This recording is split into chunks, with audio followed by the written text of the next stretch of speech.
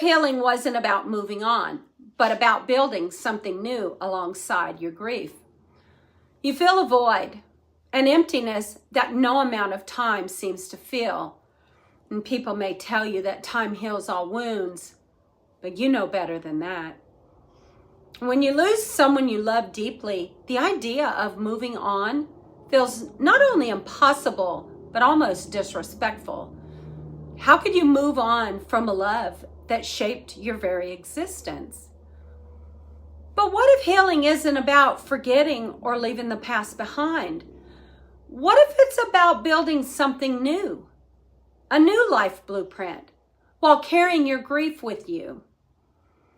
And that's what I want to share with you today.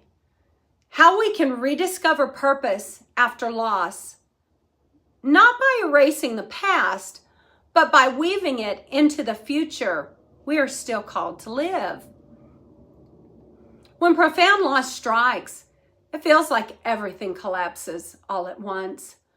We spend our lives building around pillars, our children, our families, our plans for tomorrow. And when one of those pillars suddenly disappears, the whole structure feels like it comes crashing down. The emotional landscape of grief is more than just sadness.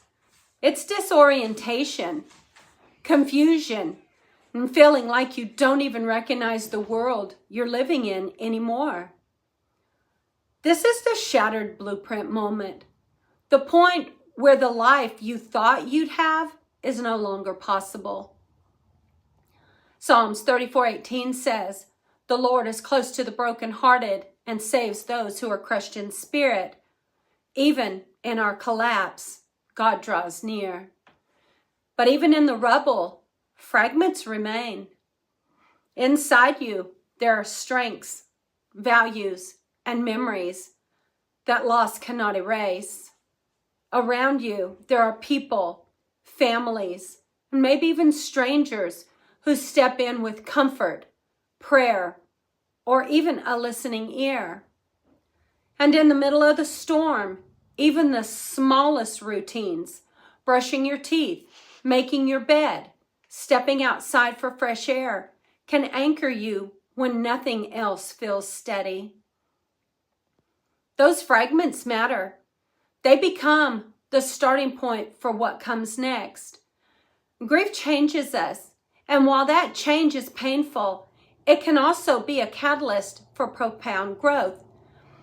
When everything falls apart, we're left with an important question. What truly matters now? This is where a new foundation begins, not with the pressure to have it all figured out, but with the willingness to let your core values guide you. Maybe it's faith, maybe it's family, maybe it's honoring the legacy of the one you've lost. And slowly, gently, you allow yourself to dream again, even if those dreams feel distant, even if they feel fragile.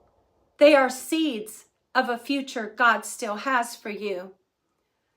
Isaiah 61:3 promises that God will give a crown of beauty for ashes, the oil of joy for mourning, and a garment of praise for the spirit of despair. This is the foundation of hope we build on. From there, rebuilding begins, not in giant leaps, but in tiny, intentional steps, setting small, manageable goals. Giving yourself permission to stumble, to rest, to not get it perfect.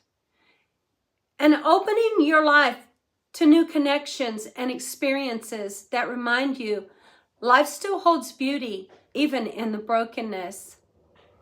It's not a straight line, and it's not a quick fix, but each step, each brick laid, becomes part of the new blueprint of your life. And here's what I've learned. This new blueprint isn't static. It evolves as you do. It grows with you. And at its very heart remains love, the love that loss could never take away.